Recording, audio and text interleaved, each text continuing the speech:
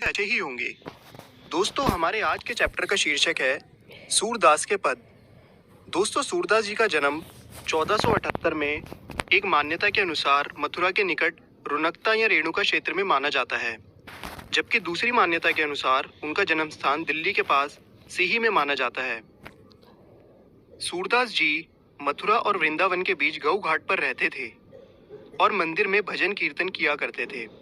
उनके 3 ग्रंथों सुर सागर, साहित्य लहरी और सुर सरावली में सुर सागर ही सर्वाधिक लोकप्रिय हुआ, जिसका कुछ अंश यहाँ पे दिया गया है।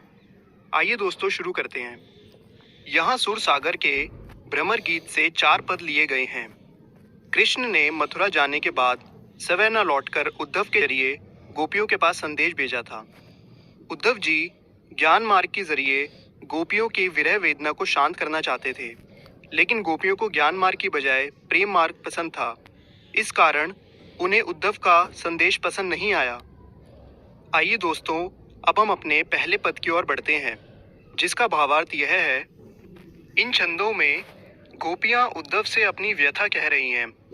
वे उद्धव पर कटाक्ष कर रही हैं, क्योंकि उन्हें लगता है कि उद्धव तो कृष्ण के निकट रहते हुए भी उनके प्रेम में नहीं बंधे हैं। गोपियां कहती हैं कि उद्धव तो बड़े ही भाग्यशाली हैं, क्योंकि उन्हें कृष्ण से जरा भी मोह नहीं है। उद्धव के मन में किसी प्रकार का बंधन या अनुराग नहीं है, बल्कि वह तो कृष्ण के प्रेम रस से जैसे अछूते हैं। वह उस कमल के पत्ते की तरह हैं जो जल के भीतर रहकर भी गीला नहीं होता। जैसे तेल से चुपड़े हुए गागर पर पानी की एक भी बूंद नहीं ठहरती है, उद्धव पर कृष्ण के प्रेम का कोई असर नहीं हुआ है। उद्धव तो प्रेम की नदी के पास होकर भी उसमें डुबकी नहीं लगाते हैं और उनका मन पराग को देखकर भी मोहित नहीं होता है। आगे गोपियां कहती हैं, तुम बहुत विद्वान हो, इसलिए कृष्ण के प्रेम में नहीं रंगे, परंतु हम भोली भाली गोपिकाएं हैं, इसीलिए हम उनके प्रति ठीक उस तरह से आकर्षित हैं जैसे चींटियां गुड़ के प्रति आकर्षित होती हैं। वह उससे जैसे लिपट जाती हैं, हम भी कृष्ण प्रेम में लीन हैं। आइए दोस्तों, अब हम अपने सेकंड पद की ओर बढ़ते हैं, जिसका भावार्थ यह है। इन पंक्तियों में गोपियां उद्धव से कहती हैं कि उनकी मन की बात तो मन में ही रह गई। वह कृष्ण से बहुत कुछ कहना चाहती थी, परंतु अब वह नहीं कह पाएंगी। वह उद्धव को अपने संदेश देने का उचित पात्र नहीं समझती हैं और कहती हैं कि उन्हें बात सिर्फ कृष्ण से कहनी है, किसी और को कहकर संदेश नहीं भेजना चाहती। वह कहती हैं कि इतने समय से कृष्ण के लौट कर आने की आशा को हम आधार मानकर तन मन हर प्रकार से विरह की ये व्यथा सह रही थी, यह सोचकर कि फिर वे आएंगे तो हमारे सारे दुख दूर हो जाएंगे। परंतु श्री कृष्ण ने हमारे लिए ज्ञान योग का संदेश भेजकर हमें और भी दुखी कर दिया। हम विरह की आग में और भी जलने लगी हैं।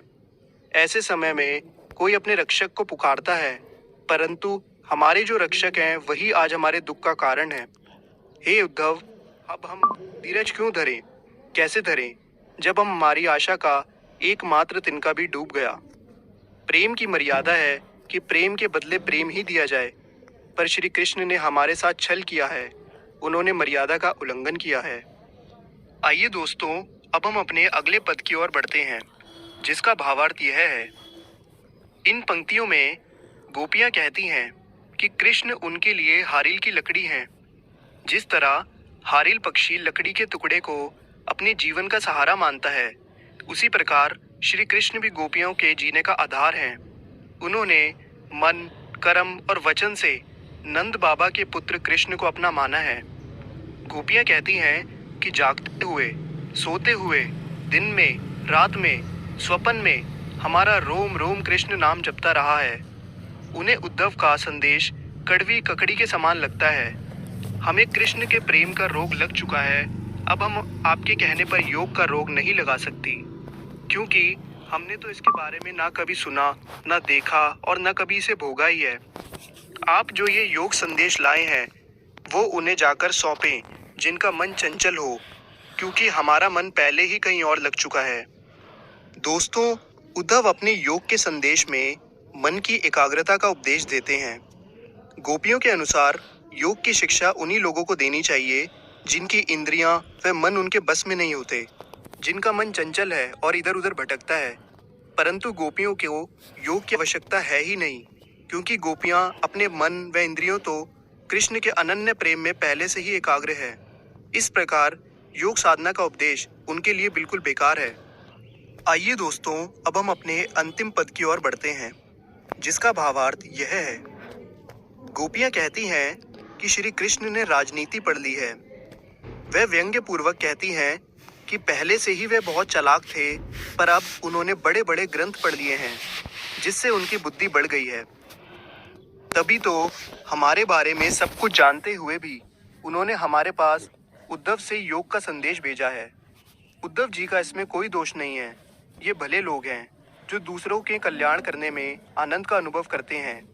गोपियां उद्धव से कहती हैं कि आप जाकर कहिएगा कि यहाँ से मथुरा जाते वक्त श्री कृष्ण हमारा मन भी अपने साथ ले गए थे, उसे वह वापस कर दें।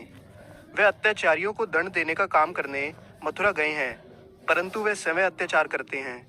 आप उनसे कहिएगा कि एक राजा को हमेशा चाहिए कि वो प्रजा के हित का ख्याल रखे, उन्हें किसी प्रकार का कष्ट नहीं पहुंचने दे। यही राजधर्म है। दोस्तों, गोपियां कहती हैं कि कृष्ण तो किसी राजनीतिज्ञ की तरह हो गए हैं। स्वयं न आकर उद्धव को भेज दिया है, ताकि वहां बैठे बैठे ही गोपियों का सारा हाल जान जाएं। एक तो वो पहले से ही चतुर थे, और अब तो लगता है कि गुरु ग्रंथ पढ़ लिया है। कृष्ण ने बहुत अधिक बुद्धि लगाकर गोपियों के लिए प्रेम का संदेश भेजा है।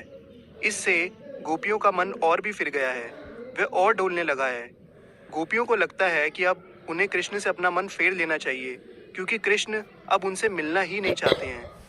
गोपियां कहती हैं कि कृष्ण उन पर अन्याय कर रहे हैं, जबकि कृष्ण को तो राजधर्म पता होना चाहिए, जो ये कहता है कि प्रजा को कभी भी सताना नहीं चाहिए। तो उम्मीद है दोस्तों, आपको ये एक्सप्लेनेशन समझ में आ गया होगा।